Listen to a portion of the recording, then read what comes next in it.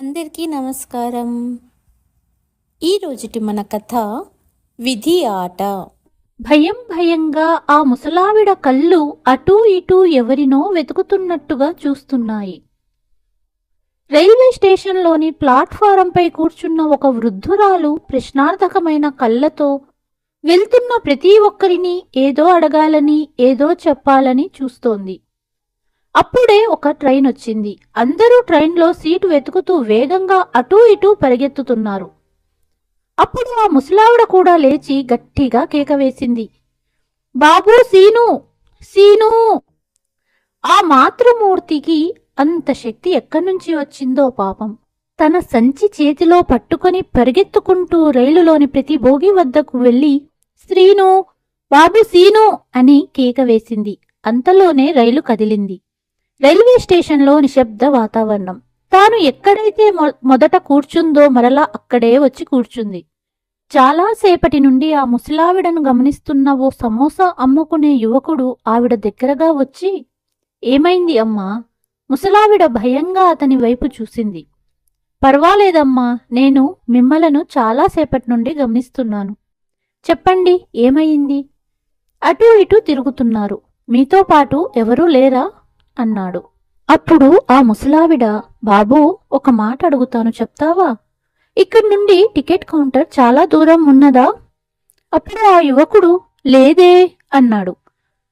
ఆ వృద్ధురాలు కుడివైపు చెయ్యి చూపిస్తూ, నా కొడుకు టికెట్ కౌంటర్లో టికెట్ కొనుక్కోవడానికి అక్కడికి వెళ్ళాడు. చాలాసేపయింది, ఇంతవరకు రాలేదు. అమ్మా, టికెట్ కౌంటరు కుడివైపు లేదు. నువ్వే చూడు, దగ్గరలోనే నీ ఎడమవైపే టికెట్ కౌంటర్ ఉంది. లేదు, నా కొడుకు కర్నూలు వెళ్లే ఊరి టికెట్లు వేరే టికెట్ కౌంటర్లో కొనుక్కోవాలి, నేను వెళ్ళి తెస్తాను అని నన్ను ఇక్కడ కూర్చోపెట్టి వెళ్ళాడు. సమోసా అమ్ముకునే ఆ యువకుడికి కొంత సందేహంగానే అనిపించింది. అప్పుడే ఆవిడ, 3 గంటలయ్యింది, ఇంకా నా కొడుకు రాలేదు, ఇప్పుడు నేను ఏమి చేయాలి? అప్పుడు ఆ సమోసా అమ్మే యువకుడు, అమ్మా, కంగారు పడకు, మీరు చాలాసేపటి నుండి ఇక్కడ కూర్చున్నారు, ఆకలిగా ఉండి ఉంటుంది అని ఆ యువకుడు 4 సమోసాలను పేపర్లో కట్టి ఇచ్చాడు. అప్పటికే ఆకలితో ఉన్న వృద్ధురాలు వణుకుతున్న చేతులతో సమోసా తీసుకుని, దేవుడు నీకు ఎల్లప్పుడూ మంచి చేయాలి అని అన్నది. అప్పుడు ఆ యువకుడు, సరే కాని నేను ఇప్పుడు ఇంటికి వెళ్లే సమయం అయ్యింది, నువ్వెక్కడికి వెళ్ళాలి చెబితే నేను టికెట్ కొనిస్తాను అన్నాడు. ఆ ముసలావిడ, నా కొడుకు వస్తే మళ్ళీ నా గురించి వెతుకుతాడు, నా కొడుకు ఇంకొద్దిసేపట్లో వస్తాడు, నువ్వెళ్ళు, నా గురించి కంగారు పడకు అనగా సమోసా అబ్బాయి, సరే అమ్మా, వస్తాను అని వెళ్ళిపోయాడు. అసలు ఈ ముసలి తల్లి ఎవరు? ఇక్కడ స్టేషన్లో ఏం చేస్తుందో ఇప్పుడు తెలుసుకుందాం. ఆమె పేరు నిర్మలాదేవి. నిర్మలాదేవి గారికి 2 కుమారులు, చంద్రు మరియు శ్రీను. భర్త కర్నూలులో పాల డైరీని నడిపేవాడు. సంపన్న కుటుంబం ఏమీ కాదు, కానీ కొడుకుల పెంపకంలో ఏమీ తక్కువ చేయలేదు. 2 కుమారులకు చదువు అంతగా అబ్బని కారణంగా పెద్ద కొడుకు తన తండ్రి ఫ్యాక్టరీని చూసుకునేవాడు. చిన్న కొడుకు ఏదైనా ఉద్యోగం చేసుకుంటానని హైదరాబాద్ వెళ్లి చిన్న పెద్ద ఉద్యోగాలు చేసుకుంటూ అక్కడే ఉండిపోయాడు. నిర్మలాదేవి భర్త 2 నెలల క్రితం చనిపోయాడు. తన పెద్ద కొడుకుతో కలిసి కర్నూలులోనే నివసించేది. కానీ అక్కడ ఆమె పరిస్థితి పని మనిషిలా ఉంది. ఇంటి పనులు అంతా ఆవిడే చేసేది. అలాగే కొడుకు కోడలుతో మాటలు కూడా పడేది. ఆమె కొడుకు మరియు కోడలు ఆమెని అస్సలు గౌరవించరు. ఒకరోజు పాత్రలు కడుగుతున్న నిర్మలాదేవి ఫోన్ మోగింది. అటువైపు చిన్న కొడుకు శ్రీను. హలో శ్రీను, ఎలా ఉన్నావు? చాలా రోజులైంది గొంతు విని. నేను బాగున్నాను, కానీ నీ కోడలు సారిక ఆరోగ్యం అస్సలు బాగలేదు. ఆమెకు 4-5 రోజులుగా జ్వరం వస్తుంది, అస్సలు తగ్గట్లేదు. అయ్యో అవునా, మంచి డాక్టర్ని సంప్రదించాలి, లేకపోతే బలహీనంగా తయారవుతుంది సారిక అన్నది నిర్మలాదేవి. ఏమో అమ్మా, నాకేమీ అర్థం కావటం లేదు, నువ్వు ఒకసారి హైదరాబాద్ రాకూడదా? కొంచెం ధైర్యంగా ఉంటుంది. నిర్మలాదేవి కోడలు ఆరోగ్యం గురించి ఆందోళన చెందడం ప్రారంభించింది. సరే సీను, నేను వీలైనంత త్వరగా వస్తాను అని ఫోన్ కట్ చేసింది. నిర్మలాదేవి గారికి భర్త మరణించిన సమయంలో ఆమెకు బీమా డబ్బు వచ్చింది. ఇప్పుడు ఆమె 2 కొడుకులు మరియు కోడళ్ళు ఆ డబ్బు మీద కన్ను వేశారు.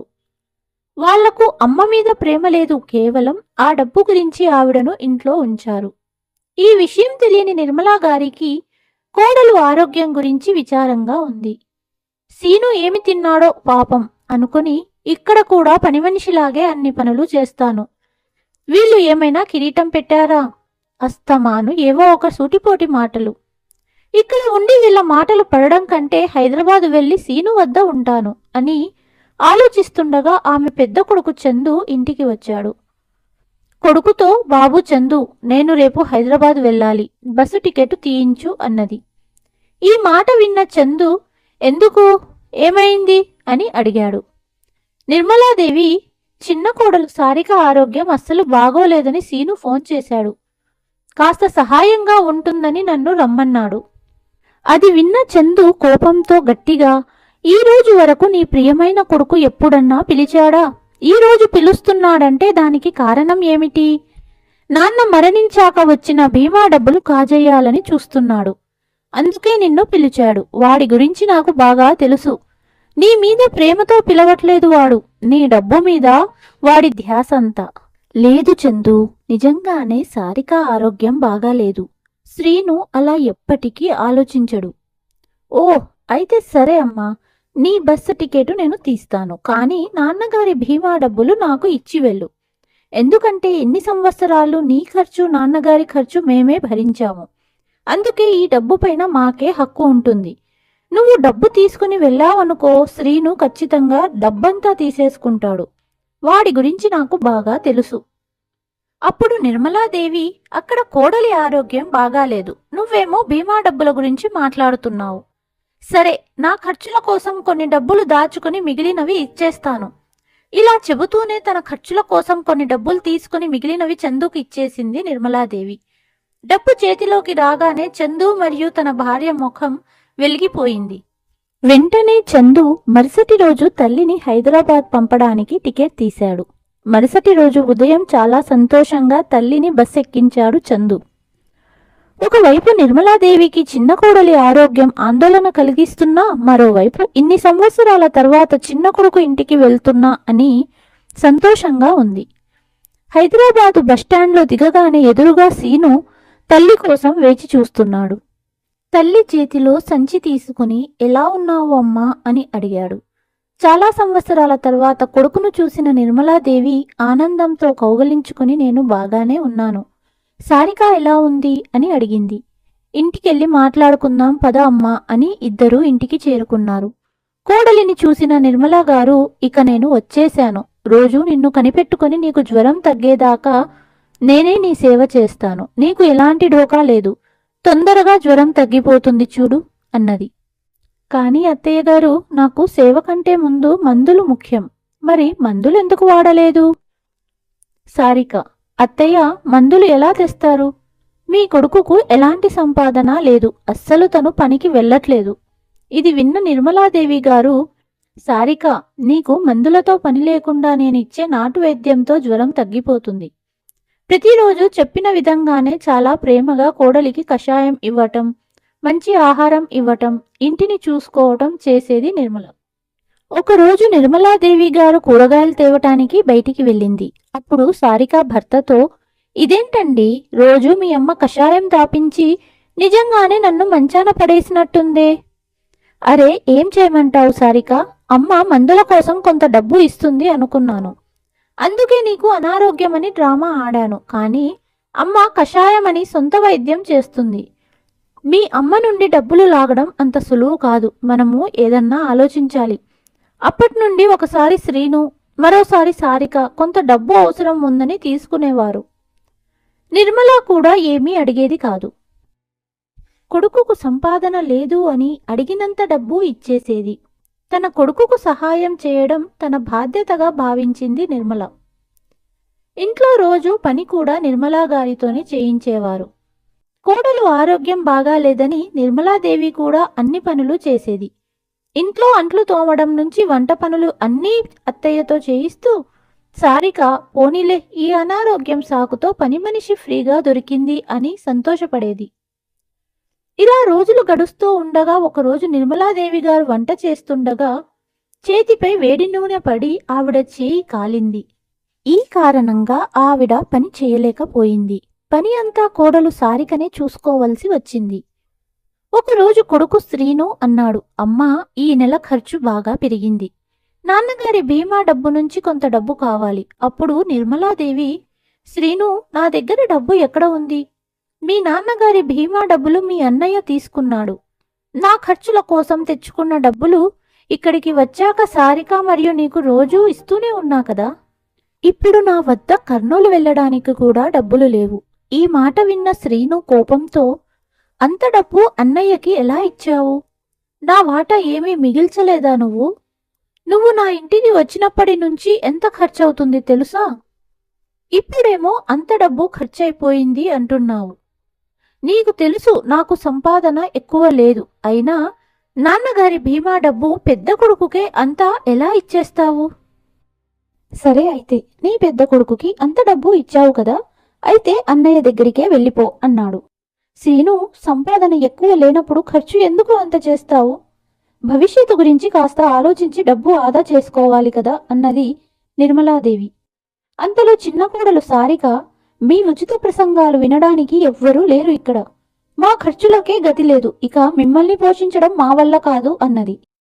కొడుకు కోడలు నోటి నుండి ఈ మాటలు విని నిర్మల గారి కళ్ళల్లో నీళ్లు వచ్చేశాయి. శ్రీను, నువ్వు పిలవడం వల్లనే కదా ఇక్కడికి వచ్చాను. నా దగ్గర డబ్బు లేదు అని నన్ను ఇంట్లో నుండి వెళ్ళిపో అంటున్నావు. కేవలం డబ్బు గురించే నన్ను పిలిచావా? నువ్వు మామూలుగా అడిగినా నేను డబ్బు ఇచ్చేసేదాన్ని కదా అని నిర్మలాదేవి ఏడవడం మొదలుపెట్టింది. అంతలో సారిక, ఈ నాటకాలు ఆపండి. మాకే తినడానికి లేదు, మిమ్మల్ని మా నెత్తి మీద కూర్చోబెట్టాలా అన్నది. శ్రీను కూడా, అమ్మా, నీ సంచి తీసుకో, తయారవ్వు, నిన్ను రైలు ఎక్కిస్తాను అన్నాడు. ఇద్దరి మాటలు విని నళిని గారు పెద్ద కొడుకు చందుకి ఫోన్ చేసి ఏడుస్తూ విషయమంతా చెప్పింది. అప్పుడు చందు, నిన్ను ఇన్ని సంవత్సరాలు చూసుకున్నాం, కొన్ని రోజులు అక్కడే ఉండిరా, వాళ్లకు కూడా నీ బాధ్యత ఉంది కదా. ఇక్కడికి ఇప్పుడే రావాల్సిన అవసరం లేదు, అక్కడే ఉండు అని ఫోన్ పెట్టేశాడు. నీలిమ గారికి చుట్టూ చీకట్లు కమ్ముకున్నట్టుగా ఉంది. ఈ రోజు చూడటానికేనా ఇద్దరు కొడుకులను పెంచి పోషించి ఇంత పెద్దవాళ్లను చేసింది? ఈ రోజు తల్లికి ఒక ముద్ద అన్నం పెట్టడం కూడా భారమయ్యింది వీళ్లకు. చివరికి వీళ్ళిద్దరూ ఏ జన్మ పరిహారం తీర్చుకుంటున్నారో నా మీద. దేవుడా, ఈ రోజు చూడటానికే నన్ను ఇంకా ఈ భూమి మీద ఉంచావా అని ఏడుస్తూనే ఉంది నిర్మలాదేవి. ఆ రోజు రాత్రి సరిగ్గా నిద్ర కూడా పట్టలేదు ఆవిడకి. మరుసటి రోజు ఉదయం నిద్ర లేచేసరికి కొడుకు కోడలు ఆవిడ సంచి తయారు చేసి, అమ్మా, నువ్వు కూడా తయారవ్వు, రైలు ఎక్కించి వస్తాను అన్నాడు సీను. లేదు సీను, నేను ఎక్కడికి వెళ్ళను. చందు నన్ను రావద్దు అన్నాడు. నేను ఎక్కడికి వెళ్ళాలి? అలా ఎలా అంటాడు అన్నయ్య? నేను నీతో పాటే వచ్చి అన్నయ్యతో మాట్లాడతాను. రైలు వచ్చే సమయం అవుతుంది, తొందరగా పద అన్నాడు సీను. సీను, కానీ బస్సులో వచ్చాను కదా, బస్సులోనే వెళ్దాం అన్నది నిర్మల. నీకు బస్సు టికెట్ కొనేంత స్తోమత నాకు లేదు, రైలులోనే వెళ్దాం అని ఇద్దరు రైల్వే స్టేషన్ చేరుకున్నారు. ఇక్కడ కూర్చో, టికెట్ తెస్తాను అని చెప్పి వెళ్ళిపోయాడు. ఏమీ తోచక నిర్మలా గారు రైల్వే స్టేషన్లోనే కూర్చుంది. పగలు రాత్రి స్టేషన్లోనే నిర్మలాదేవి గడిపింది. కానీ కొడుకు ఆచీకి తెలియలేదు. ఆవిడకు ఎటు వెళ్లాలో తెలియక అక్కడే రాత్రంతా కూర్చుని ఉంది. మరుసటి రోజు ఉదయం సమోసా అమ్మే కుర్రాడు మళ్ళీ వచ్చాడు. అతను నిర్మలాదేవిని చూసి, అయ్యో అమ్మా, రాత్రంతా ఇక్కడే ఉన్నారా అన్నాడు. అక్కడికి వచ్చిన కొందరు సమాజ సేవ సంస్థ వాళ్ళు రైల్వే స్టేషన్లో భోజనం ప్యాకెట్లు పంచుతున్నారు. అప్పుడు సమోసా అబ్బాయి నిర్మలాదేవి గారికి ఒక ప్యాకెట్ ఇవ్వమని అడిగాడు. డబ్బులు లేక ఏమీ తినని నిర్మలాదేవి ఆకలితో అంతా భోజనం తినేసింది. ఇంకాస్త అన్నం దొరుకుతుందా అని అడిగింది. సంస్థకు చెందిన ఒక వ్యక్తి ఇంకొక ప్యాకెట్ ఇస్తూ, అమ్మా, మిమ్మల్ని చూస్తుంటే పెద్దింటి వాళ్ళలా ఉన్నారు, మీరు ఏంటి ఇక్కడ? అప్పుడే నిర్మలాదేవి గారు జరిగినదంతా చెప్పారు. ఇక నేను ఇద్దరు కొడుకుల వద్దకు వెళ్ళను. ఇదంతా విన్న స్వచ్ఛంద సంస్థకి చెందిన వ్యక్తి కూడా కళ్ళల్లో నీళ్లు తిరిగాయి. అమ్మా, నాతో పాటు స్వచ్ఛంద సంస్థ ఆశ్రమానికి రండి. మీ ఇద్దరు కొడుకులకు శిక్ష పడే వరకు మేము మీతో ఉంటాము అన్నాడు. అప్పుడు నిర్మలా గారు, నాకు ఎవరికీ శిక్ష ఇవ్వాలని లేదు, కానీ నేను మళ్ళీ ఆ నరకంలోకి వెళ్ళను. అప్పుడు ఆ వ్యక్తి నిర్మలాదేవి గారి కథ మొత్తం వీడియో తీసి సోషల్ మీడియాలో పోస్టు చేశాడు. పిల్లలు పుట్టినప్పటి నుండి వాళ్ళ కాళ్ళ మీద వాళ్ళు నిలబడేదాకా తల్లి తండ్రి వారికి సర్వస్వం. అందుకే అంటారు తల్లి తండ్రి దైవంతో సమానం. కానీ పెద్దయ్యాక ఆ పిల్లలకు తల్లి తండ్రి భారంగా మారతారు. ఎందుకు? కొందరు తమ తల్లి తండ్రులను వృద్ధాశ్రమాలలో వదిలేస్తారు, కొందరు అస్సలు పట్టించుకోరు. అలాంటి ఒక ఘటనే ఈ 60 ఏళ్ల నిర్మలాదేవి గారి కథ అని అతను సోషల్ మీడియాలో పోస్టు చేశాడు. నిర్మలాదేవి గారిని వృద్ధాశ్రమంలో చేర్చి సంస్థ వాళ్ళు వెళ్ళిపోయారు. ఆశ్రమంలో చేరిన 4-5 రోజుల తర్వాత నిర్మలాదేవి గారిని అక్కడ పనిచేస్తున్న ఒక వ్యక్తి వచ్చి, అమ్మా, నిన్ను చూడటానికి నీ కొడుకు కోడలు వచ్చారు అన్నాడు. సంతోషంతో, ఎలాగైతేనేమి, చివరికి నా కొడుకుకు నా మీద ప్రేమ కలిగింది అని బయటికి వచ్చింది నిర్మలాదేవి. కానీ బయట నిలబడి ఉన్న 30 సంవత్సరాల యువకుణ్ణి, అతని భార్యని చూసి ఎక్కడో పొరపాటు జరిగినట్లుంది, వీళ్ళు ఎవరో నాకు తెలియదు అని వెనుతిరిగింది. అంతలో నిర్మలమ్మ, నన్ను గుర్తుపట్టలేదా అన్నాడు ఆ యువకుడు. ఈ గొంతు సూర్యది కదా అని నిర్మలాదేవి గారు కాస్త తదేకంగా చూస్తూ దగ్గరగా వెళ్ళింది. ఎంత పెద్దవాడివి అయ్యావురా సూర్య, ఎలా ఉన్నావు? నిన్ను చివరిసారి 15వ ఏట చూశాను. సూర్య ఒక అనాథ. కర్నూలులోని గుడి దగ్గర సూర్యకి 8 సంవత్సరాలు ఉన్నప్పుడు చూసిన నిర్మలాదేవి గారు మరియు ఆవిడ భర్త, చిన్న పిల్లవాడు ఈ వయసులో అడుక్కోవటం ఏమిటని వాళ్లతో రమ్మన్నారు. మేడం, ఏదైనా పని ఇవ్వండి, అప్పుడే వస్తాను అన్నాడు సూర్య. సరే అయితే మా పాల డైరీలో పని చేద్దువులే, మాతో పద అని సూర్యని ఇంటికి తీసుకెళ్లి ఒక మంచి స్కూల్లో చేర్పించారు. సమయం దొరికినప్పుడు సూర్య కూడా పాల డైరీలో సహాయం చేస్తూ ఉండేవాడు. కానీ పెద్ద కొడుకుకు సూర్య అంటే అసూయతో ఉండేవాడు. ఎప్పుడైతే పాల డైరీ బాధ్యతలు చందు చేతికి వచ్చాయో వెంటనే దొంగతనం అంటగట్టి సూర్యని పాల డైరీ నుండి వెళ్ళగొట్టారు. అప్పుడు సూర్య 15 సంవత్సరాల పిల్లవాడు. అప్పటికీ నిర్మలాదేవి గారు చెబుతూనే ఉన్నారు సూర్య అలాంటి వాడు కాదు అని. ఎవ్వరూ ఆవిడ మాటలు పట్టించుకోలేదు. ఇన్ని సంవత్సరాల తర్వాత సూర్యను చూసిన ఆవిడ సంతోషానికి హద్దులు లేవు. అప్పుడు సూర్య, ఏంటి నిర్మలమ్మ, నీకు సూర్య గుర్తు రాలేదా అంటూ నిర్మలా గారి కాళ్ళు మొక్కుతూ, ఈవిడ నీ కోడలు అని తన భార్యని పరిచయం చేశాడు. తను కూడా నిర్మలా గారికి కాళ్ళు మొక్కింది. అసలేమైంది? వృద్ధాశ్రమంలో ఉన్నావేంటి? నిన్ననే నేను మొబైల్ ఫోన్లో నీ కథ చూశాను అన్నాడు. అందుకే పరిగెత్తుకు వచ్చాను. విధి ఎంత విచిత్రం చూశావా? ఎవరికైతే తల్లి ఉంటుందో వాళ్ళకి తల్లి విలువ తెలీదు. నాలాంటి అనాథను తల్లి ప్రేమ కోసం బాధపడుతుంటారు. నిర్మలమ్మ, ఇప్పుడు మీరు మాతో ఇంటికి పదండి, మాతో కలిసి ఉండండి. లేదు సూర్య, నేను ఇక్కడ బాగానే ఉన్నాను, నన్ను ఇబ్బంది పెట్టకండి. నిర్మలమ్మ, చిన్నతనంలో నన్ను అమ్మవై పెంచావు, ఆ రుణం నన్ను తీర్చుకోనివ్వు. అంతలో సూర్య భార్య కూడా, అమ్మ, మాతో పాటు రండి, మాకు అమ్మ ప్రేమనివ్వండి. ఇద్దరూ నిర్మలాదేవి కాళ్ళ మీద పడి బ్రతిమాలారు. ఇద్దరూ భార్యాభర్త పదే పదే ప్రాధేయపడడంతో నిర్మలాదేవి కళ్ళ నుండి ఆనంద బాష్పాలు వచ్చాయి. ఇద్దరినీ కౌగలించుకొని చాలా ఏడ్చిన నిర్మలాదేవి గారు వారితో వెళ్ళడానికి తయారయ్యింది. ఈరోజు సూర్యకు అమ్మ ప్రేమ దొరికింది. అలాగే నిర్మలాదేవి గారికి ఒక కుటుంబం కూడా దొరికింది. ఈ కథ కనుక మీకు నచ్చితే please like, share and subscribe. Thank you.